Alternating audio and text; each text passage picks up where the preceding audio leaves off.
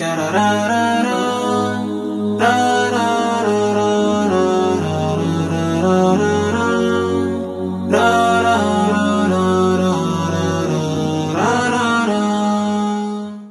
الله الرحمن الرحيم. الحمد لله رب العالمين والصلاة والسلام على رسول الله صلى الله عليه وسلم.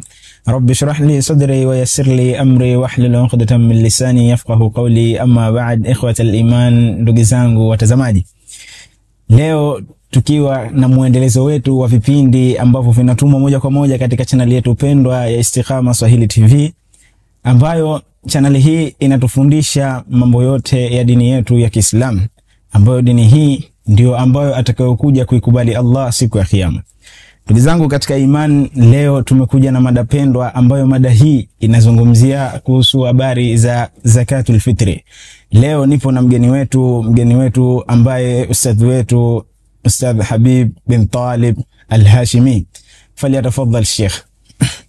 شكرا. الحمد لله رب العالمين والصلاة والسلام على أشرف الأنبياء والمرسلين سيدنا محمد وعلى آله وصحبه أجمعين. أما بعد، فالسلام عليكم ورحمة الله وبركاته. وعليكم السلام ورحمة الله وبركاته. Ndugu yangu mtazamaji, ikiwa ndo mara yako ya mwanzo kufungua channel hii, na kukumbusha usisahau kusubscribe, pia usisahau kulike na kushare video hizi, ili wale ambao hawajapata bado muamko huu wapate na wao, ili wastafidi, na wewe utapata fungu lako kwa Allah kwa kueneza kheri hii. Ndugu yangu katika imani, tukianza na swali letu ambalo tutamuelekezea ustadh wetu Habib bin Talib Al-Hashimi. Sheikh Habibu, unaweza kutupa faida ya zakatul fitri? Naam. Zakatul fitri kama tunavyojua ni zakatul abdan. Naam. Ni zaka ambayo inatolewa na kila Muislamu inapofika mwisho wa mwezi mtukufu wa Ramadhan. Zaka hii wanazuoni wanatuambia kwamba ni wajib kwa kila mtu kuitoa, kwa sababu ni zakatul abdan, na zaka hii ina umuhimu sana katika jamii yetu. Kwa hiyo ni muhimu kila mmoja au kila ambaye atakuwa na uwezo kutoa zaka hii. Naam ustadhi, kidogo hapo ulipotuambia zakatul abdan, ungetufafanulia zaidi zakatul abdan ili tufahamu, na ndugu mtazamaji ili naye afahamu zakatul abdan ni vipi? Hai, kama tunavyojua kwamba zaka inawezekana zaka ikawa ni zaka ya kimali. Naam. Kama aya nyingi ambazo zimekuja katika Qur'ani, Mwenyezi Mungu Subhanahu wa Ta'ala anatuambia wa aqimus salata wa atuz zaka. Naam. Simamisheni sala na toeni zaka. Sasa zaka hii inatolewa vipi? Zaka hii inakuwa ni zaka ya kimali ambayo kwa mwaka mtu anatakiwa atoe mara moja baada istikmali nisab, baada ya kutimia ile kiwango ambacho ni maalum. Lakini zaka hii hapa ambayo tunasema ni zakatul fitri ni zakatul abdan. Manake ndio maana katika hadithi Mtume wetu sallallahu alaihi wasallam imepokelewa kwa Ibn Umar radhiallahu anhuma, farada Rasulullah sallallahu alaihi wasallam zakatal fitri tuhuratan lisaimi minal lagwi warrafas. Manake inakuja kumsafisha mwanadamu kutokana na lagwi na rafath. Yani kuna wakati tunafunga kuna baadhi ya mambo ambayo tulikuwa tunayafanya ni madhambi machache. Kwa hiyo hii inakuja kuweka safi ile ibada yako ya funga. Lakini vile vile tunatambua kwamba zaka hii imeamrishwa kwa kila mtu, ni sawasawa kama mkubwa au mdogo, lakini tutakujaona bimashiatillahi taala mbele vipi inavyokuwa. Naam. Savi, hapo katika zakatu alfitri na hii zaka ambayo uliyoitaja, kuna tofauti gani? Unaweza kutofautishia hapa? Zipo tofauti baina zakatul fitri na zaka ya kawaida. Naam. Zaka ya kawaida, ili mwanadamu atoe zaka lazima kuna kiwango kilichokuwa maalum. Naam. Yani kiwango maalumu sheria ya Kiislamu imeshaika. Mathalan tukiangalia ile zakatu dhahab, ili mtu atoe lazima amiliki gramu 85. Ndio. Kwa hiyo mathalan mtu ana gramu kuanzia 84 kuja chini, huwa tunamwambia haiwezekani akatoa zaka. Lakini kishafika 85 ni lazima atoe zaka. Kwa hiyo baada ya kuzungukiwa na mwaka. Kwa hiyo tunasema tofauti ya mwanzo kwamba huyu atatoa zaka ya kawaida, yani itatolewa baada ya kutimia kiwango maalumu baada ya mwaka mmoja. Ndiyo. Lakini zakatul fitri sio kwamba lazima kitimie kiwango maalum. Ndiyo. Wanazuoni wanasema yoyote ambaye atamiliki chakula chake cha siku ile, na kauli nyingine chakula chake cha mwezi mmoja. Na hapa pana kauli mbili. Kuna wapo waliona kwamba atakayemiliki chakula cha siku ya Eid, wengine wakasema atakayemiliki chakula cha mwezi mmoja, basi huyu inamwajibikia atoe zakatul fitri. Kwa hiyo tunaona kwamba kumiliki chakula cha siku moja ni jambo lilokuwa ni la rahisi kiasi fulani, tofauti na ukaambwa wewe umiliki gramu 75 za 85 za dhahabu. Hili ni jambo lilokuwa gumu zaidi. Kwa hiyo kuna tofauti kubwa ya zaka hizi. Lakini vile vile tunatambua kwamba zaka ya kawaida ambayo mtu anatoa ni jambo la lazima ambalo limethibitika katika hadithi na katika nguzo za Kiislamu, itau zaka. Kwa hiyo lazima mwanadamu awe anatoa zaka kwa yule ambaye anamiliki. Lakini vile vile katika zakatul fitri ni lazima, lakini wapo wengine ambao wanaona ni taakidi, yani imetiliwa mkazo, sio ule lazima wa moja kwa moja, na vile vile tutakuja ziona bimashiatillahi taala.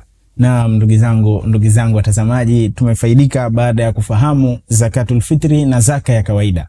Tumefaidika kuwa zaka ya kawaida mpaka ifikie nisabu, ambayo nisabu hii tumeambiwa mpaka izungukwe na mwaka, lakini zakatul fitri haina hivyo.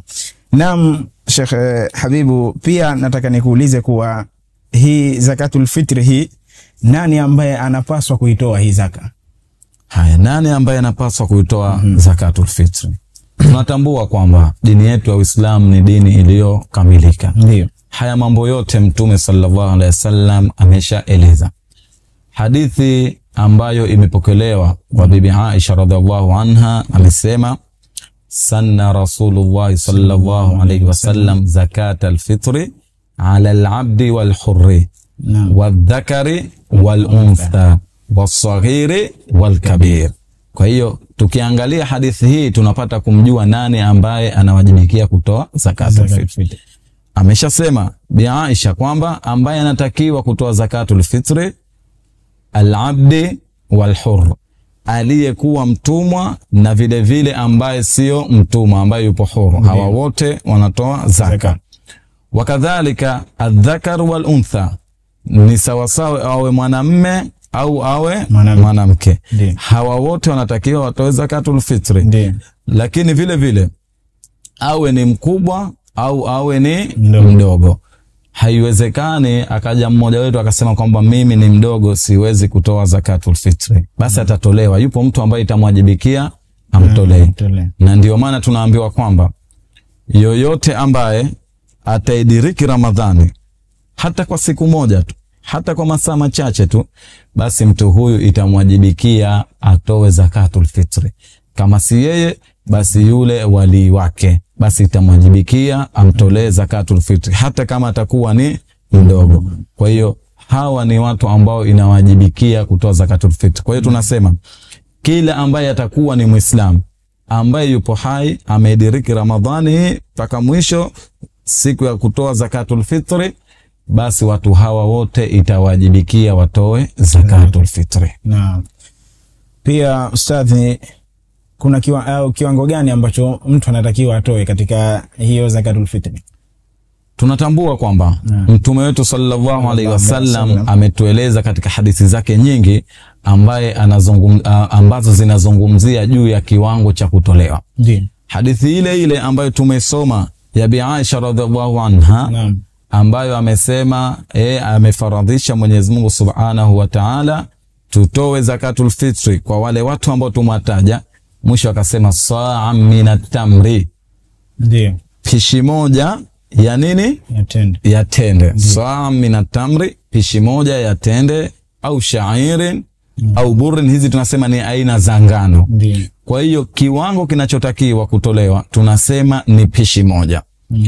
Na pishi moja tunaambiwa ni sawa na tunasema 4 amdad. kuna kipimo ambacho kinajulikanwa, na wanasema walmud, na mudi moja ni sawa sawa na viganja viwili, yani hivi mtu anakamata hivi anatia zile ndio itapatikana. Zikitimia 4 manake ni sawa sawa na pishi moja. Sasa lakini katika zama zetu unajua leti tukisema mtu achukue pima 4, yani hivi achote mara 4, kila mmoja na mkono wake. Inawezekana kuna mtoto, mtu mzima. Almuhimu wanazuoni wakapeleka katika kilo.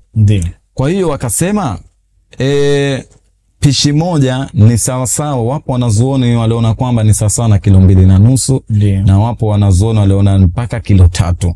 Kwa hiyo wapo waliona kilo 2.5, kilo 3.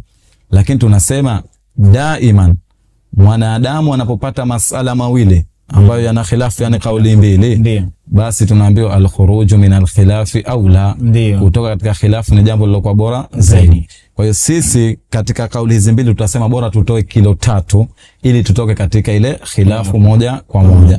Lakini hatuna maana kwamba mtu akaja kutoa kilo 2.5 tukasema itakuwa haisi. Mazali ipo kauli tutamwambia kwamba imesi, lakini vizuri bora tukatoa ile kilo 3 kama wanazoni wengi wanavyosema.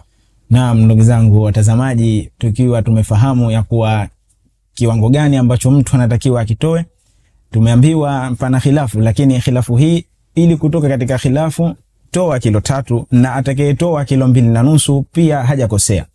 Naam, Ustadh Habibu, hapa pia tunataka tujue wakati gani, maana tunataka tutoe sasa hii zakatul fitri, wakati gani sasa ambao sisi tunatakiwa tuitoe ile zaka?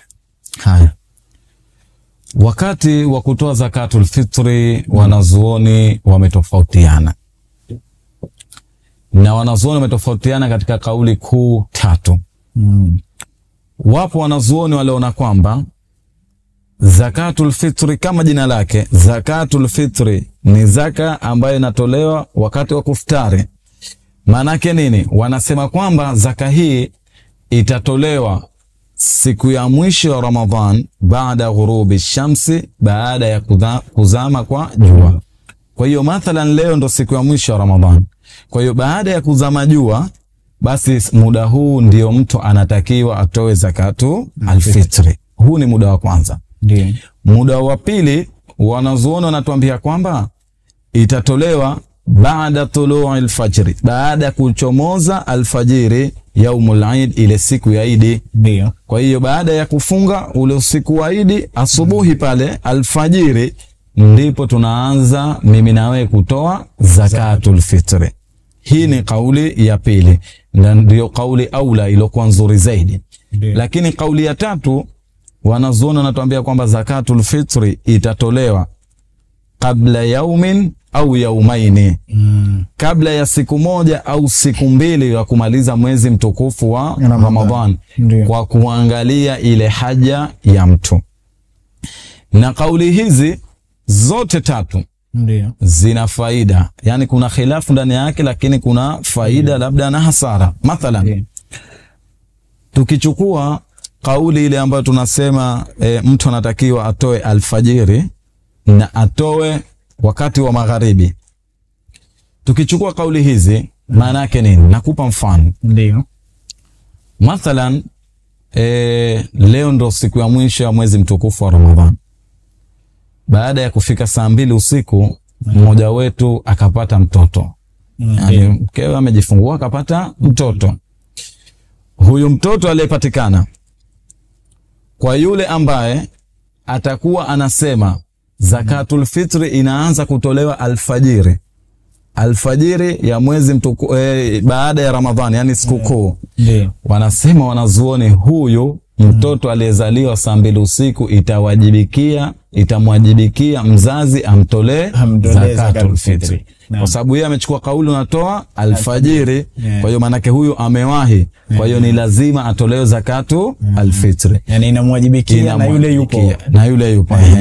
Lakini yule ambaye amesema baada ghurubi shamsi, wanasema kwamba huyu haimwajibiki tena.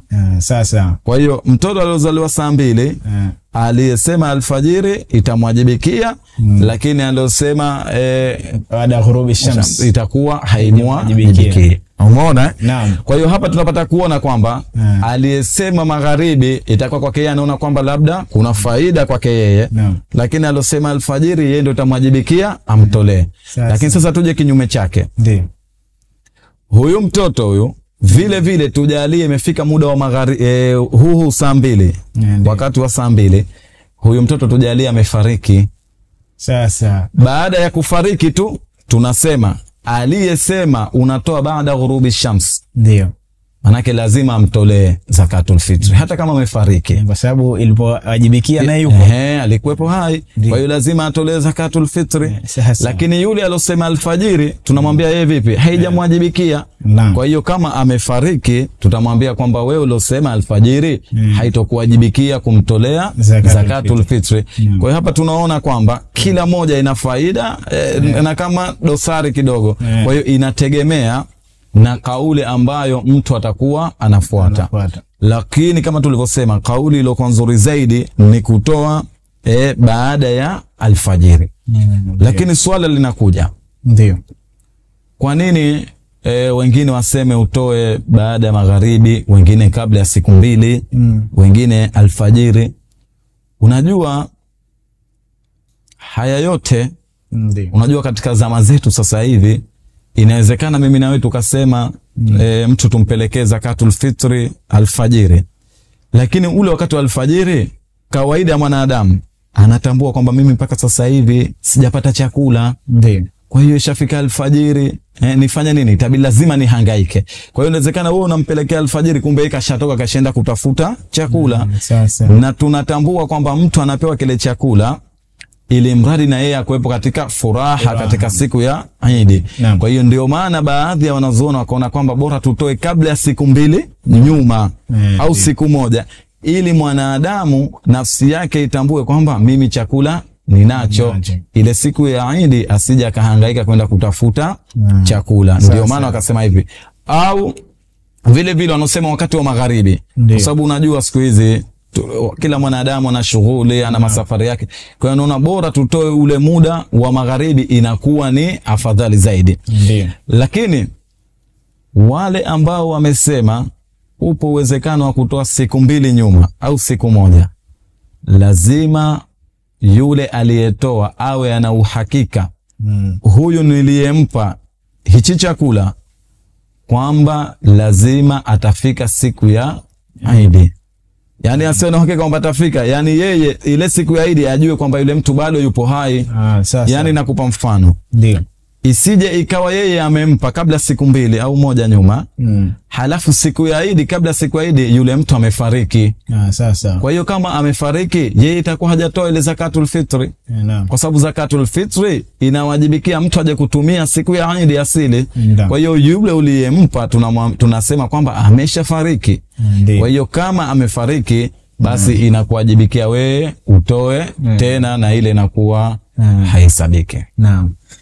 Naam, ndugu zangu watazamaji, bado tupo katika muendelezo wetu wa kipindi chetu cha zakatul fitri, na nikukumbushe tu kama hujasubscribe channel yetu ya Istikhama Swahili TV, basi isubscribe na ulike na ushare. Pia usisahau kucomment na kutoa mawazo yako. Naam Ustadh Habibu, tukiwa tunaendelea na baada ya kushakutambua mambo yote hayo, wakati gani anatakiwa atoe na wakati gani anatakiwa mtu huyu, au khilafu ambazo zipo za maulama, unaweza kutuambia mtu gani, yani kitu gani ambacho tunatakiwa sisi tukitoe wakati wa zakatul fitri? Yani chakula gani? Chakula ambacho kinatakiwa kitolewe, ndio kwa hadithi ya mtume wetu sallallahu alaihi wasallam, saa min atamri, fishi moja ya tende. Ndio. Au burrin au sha'irin au hizi ngano. Lakini ukiangalia katika kitabu cha Mu'tamad ambacho kinazungumzia fi fiqhi zakati wa siyam, tunaambiwa kwamba ameeleza Sheikh Khalili, anasema kwamba mtu atatoa chakula ambacho kinapatikana katika nchi yake. Yani mtu aangalie katika nchi yake chakula gani ambacho kinatumika sana na kinaingiza nguvu katika mwili wake. Basi chakula hichi ndicho kitakachotolewa. Kwa sababu tukisema mathalan katika nchi yetu ya Zanzibar tutoe pishi moja mathalan tu ya tende, jambo hili linakuwa ni ngumu sana kwetu sisi. Yani ni ngumu kwamba siku ya sikukuu kwamba mtu akawa yeye anakula mathalan tende. Ni jambo lilokuwa ngumu sana. Kweli kabisa. Sipokuwa sisi tumezoea tende tutakula siku ya Ramadhani, magharibi tunafungulia tende. Kwa hiyo maana yake tunasema kwamba mtu atatoa chakula ambacho kinapatikana au chakula kikuu kinacholiwa katika mji wake ambacho kitakuwa kinaingiza nguvu, basi chakula hichi ndicho kinapaswa kutolewa zakatul fitri. Naam. Pia Ustadh Habibu, hii zakatul fitri hawa maskini inawasaidia vipi zakatul fitri? Haya, kama tunavyojua, naam, maskini kawaida anakuwa ni mtu ambaye labda anajua chakula chake cha leo, hajui cha kesho. Naam. Japo kwa kuna khilafu kwa wanazuoni tofauti ya maskini na fakiri. Kwa sababu wanasema fakiri ni mtu wa mwisho kabisa ambaye hajui hata baadaye atakula kitu gani. Kwa hiyo tunasema kitu gani ambacho kinawasaidia? Kama tulivyosema kwamba siku ya Eid ni siku ambayo kila Muislamu anatakiwa kuwepo katika furaha. Ndio. Sasa leo tunapata kuona kwamba hawa maskini endapo tutawaacha vile vile, tusipowapa chakula, sheria ya Kiislamu ingesema tusiwasaidie, basi siku ya sikukuu asingekuwa na furaha. Kweli kabisa. Ingelikuwa furaha wanao baadhi hawana furaha. Matajiri wana furaha, maskini hawana furaha. Sasa Uislamu ukaonea huruma. Na unajua Uislamu ni dini ya uadilifu, al-adlu ya wote. Kwa hiyo sheria ya Kiislamu ikaona kwamba huyu maskini apewe na yeye chakula chochote, ili mradi siku hii ya sikukuu akuwepo furahani, awe kama wenzake. Kwa hiyo ndio maana sheria ya Kiislamu ikalazimisha kila mmoja atoe zakatul fitri. Haiwezekani kwamba mtu akaja kusema kwamba mimi siwezi kutoa zakatul fitri, labda mtu asiwe na uwezo. Lakini tumesema kwamba ili mtu atoe zakatul fitri awe anamiliki chakula cha siku moja tu. Akiwa mtu huyu anamiliki chakula cha siku moja, basi inamwajibikia atoe zakatul fitri. Kwa hiyo tunasema kwamba maskini wanafaidika sana na zakatul alfitri kwa sababu inawakomboa kutokana na ile siku ya Eid. Wanakuwa wanafuraha na wao, wanaunganika na Waislamu wenzao, kwa pamoja tunasherekea ile siku ya Eid. Naam. Pia katika hii siku ya Eid kuna watu ambao wanatoa baada ya swala ya Eid. Je, pana athari gani hapa kutoa zakatul fitri baada ya swala ya Eid? Haya, kama tulivyosema kwamba sheria ya Kiislamu haijaacha kitu katika ibada zake. Naam. Imepokelewa kwa Ibn Umar radhiallahu anhuma, faradha Rasulullah sallallahu alayhi wasallam zakat al-fitr tuhuratan lis-sa'im min al-lagwi war-rafath. Asema mwisho, man addaha qabla as-salat, yoyote ambaye atatekeleza hii zakatul fitri kabla ya sala, yani akatoa, fahiya zakatun makbulatun, basi zaka yake hii itakuwa imekubalika.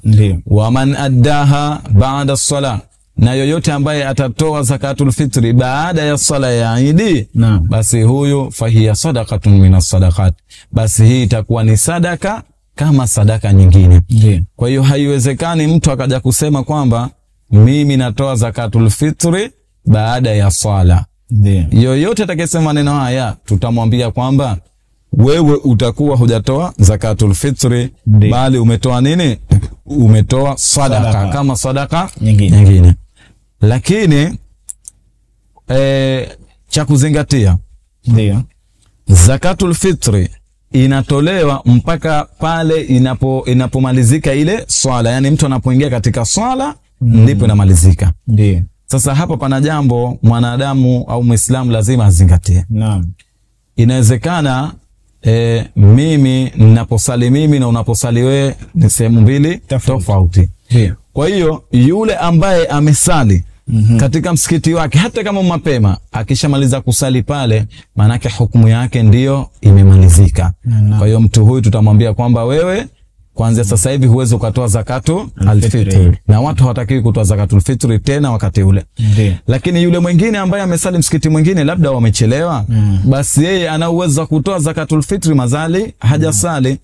Ndio maana ukisoma hata katika kitabu cha Mu'tamad inaeleza kwamba katika sala ya hii ya Eid, kama watu watajua kwamba kuna watu hawajatoa zakatul fitri, bora hii swala icheleweshwe kidogo, ili mradi wale watu wakatoe ile zakatul fitri.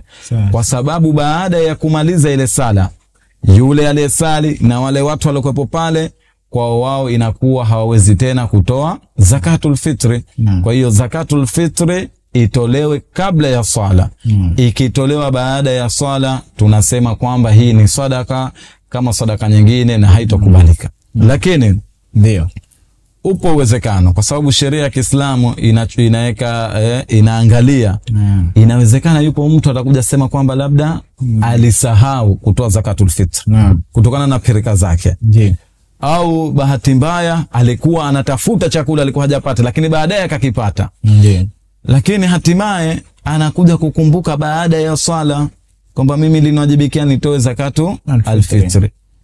Wanazuoni wanasema mazali mtu huyo alisahau, wanasema upo uwezekano akatoa baada ya baada ya swala. Baada ya swala upo uwezekano wa kutoa. Na umechukua kiasi kwamba Mtume sallallahu alaihi wasallam amesema juu ya mtu aliyesahau au aliyelala kwamba anapoamka inamwajibikia nini? Asali. Anamwajibikia asali baada ya kuamka, hata kama sala ilikuwa imeshampita. Kwa hiyo mmoja wetu amelala, alafu anakuja amka, sala imeshapita, inamwajibikia isali ile sala. Au amesahau, pale anapokuja kukumbuka inamwajibikia asali ile sala. Kwa hiyo wanasema vile vile zakatul fitri, kama mtu itakuwa amesahau, ikishamaliza swala ndiyo amekumbuka, basi muda huu atatakiwa atoe zakatu alfitri. Lakini asije akaona kwamba mathalan mmoja wetu atakuja kufanya, mathalan anajua kwamba inamwajibikia zakatul fitri, lakini hajaitoa, anasubiri watu washamaliza kusali ndo anataka atoe, lakini atasema mimi nilisahau. Tunasema kwamba Mwenyezi Mungu anajua yalokuwemo ndani ya vifua vyetu. Mtu asije akatudanganya, bali aelewe atakuwa anamdanganya Mwenyezi Mungu Subhanahu wa Ta'ala. Naam, Ustadh Habibu, muda unazidi kutuacha mkono. Una nasaha gani kwa watazamaji? Nasaha zangu, tunatakiwa tutoe zakatul fitri kama Mtume wetu sallallahu alaihi wasallam alivyotuelekeza. Unaweza kukuta baadhi ya watu wanamiliki mali, wana uwezo wa kutoa zakatul fitri, lakini subhanallah, mtu huyu hatoi zakatul fitri. Jambo hili ni jambo lilokuwa baya zaidi. Wanazuoni wanatuambia kwamba katika tafsiri ya ile ya zile aya zilokuja katika suratul A'la, Mwenyezi Mungu Subhanahu wa Ta'ala anasema qad afla man tazakka wa dhakara isma rabbih fasalla. Wanazuoni baadhi mufassirin wanasema hapa imekusudiwa zakatul fitri. Japokuwa Sheikh An-Nubi anakataa jambo hili, lakini wapo waliosema kwamba hapa imekusudiwa ni zakatu alfitri. Qad afla man tazakka, hakika wamefaulu wale ambao watatoa zakatul fitri, wa dhakara isma rabbih fasalla, wakalitaja jina la Mwenyezi Mungu ndipo wakasali. Ndio maana unaona mtu anatoa zakatul fitri, anaenda msikitini, tunaleta zile, tunamtaja Mwenyezi Mungu, kisha tunafanya nini? Tunasali. Kwa hiyo mtu ameshaambiwa kwamba wewe uko unatoa zakatul fitri, wewe utakuwa umefaulu. Sasa vipi leo jambo kama hili unaliacha wakati mali unazo, na mali nyingi, mtu ana mali nyingi, lakini kutoa zakatul fitri mgumu. Ndio maana hata Mtume wetu sallallahu alaihi wasallam anatuambia, kwa sababu baadhi ya wanazuoni wanasema zaka inakusanya zakatul mal pamoja na hii zakatul fitri.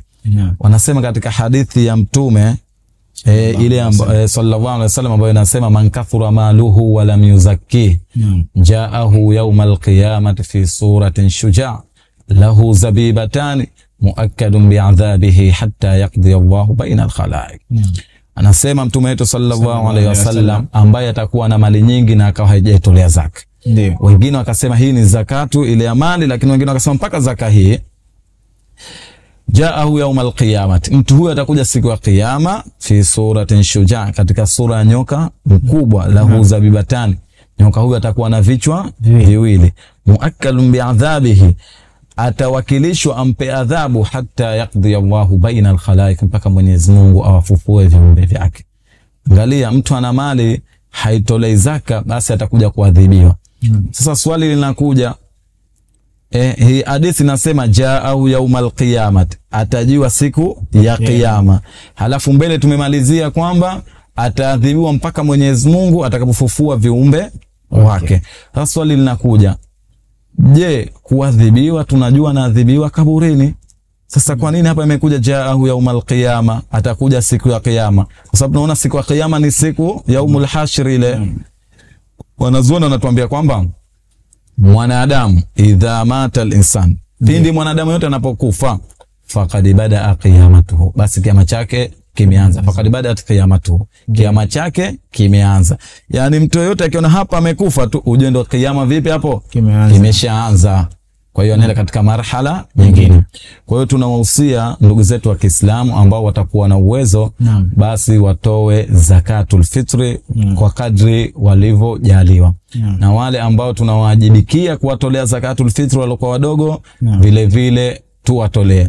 Lakini vile vile pana khilafu kwa mke. Je, mke ana uwezo wa kutoa yeye mwenyewe zakatul fitri au atolewe na mumewe? Naam. Wanazuoni wametofautiana. Wapo waliona kwamba mume inamwajibikia amtolee, lakini wapo wengine wanasema mazali ana uwezo basi ajitolee mwenyewe, kwa sababu kila mmoja ana haki ya kujitolea. Lakini mume akiamua kumtolea hamna tatizo lolote. Lakini vile vile tunatambua katika baadhi ya nyumba kuna wafanyakazi ambao wafanyakazi wale wanafanya kazi katika zile nyumba. Vile vile wanazuoni hata katika kitabu hichi cha Mu'tamad cha Sheikh Khalil pamoja na Kanubi wametaja, wameelezea masala haya. Wanasema kwamba mwanamke huyu ambaye atakuwa anafanya kazi au mtu yote anafanya kazi, itamwajibikia atoe zaka yeye mwenyewe, kwa sababu yeye pale inawezekana ndo analipwa. Kwa hiyo na zaka hii kila mmoja inamwajibikia. Kwa hiyo haitomwajibikia yule bosi wake amtolee zakatu alfitr. Lakini akiamua kumtolea bosi wake hamna tatizo, kwa sababu mtu yoyote ana uwezo kumtolea yoyote. Hata mimi nina uwezo kukutolea wewe. Lakini kwa sharti ili nikitaka kutolea wewe nikwambie, unipe habari. Nikupe habari mapema, nisije kusema na kutolea wakati wewe mwenyewe unataka kutoa zakatul fitr. Asante sana Ustadh Habibu, barakallahu fik, Allah akulipe khairi. Amin. Ndugu mtazamaji, tulikuwa na ustadh wetu Habib bin Talib al-Hashimi ambaye katupa faida ya zakatul fitri, na zakatul fitri tumeielewa vizuri, na mashallah ametufafanulia namna ya kuitoa na wakati gani wa kuitoa, na hii zakatul fitri kitu gani tutoe, na pia katufafanulia wale watu ambao tunawamiliki au tupo nao ndani ambao ni wafanyakazi tunawalipa, lakini mtu akiamua kufanya kheri akawatolea, au kama mkewe akaamua kufanya kheri akaamua kumtolea, basi ni vizuri.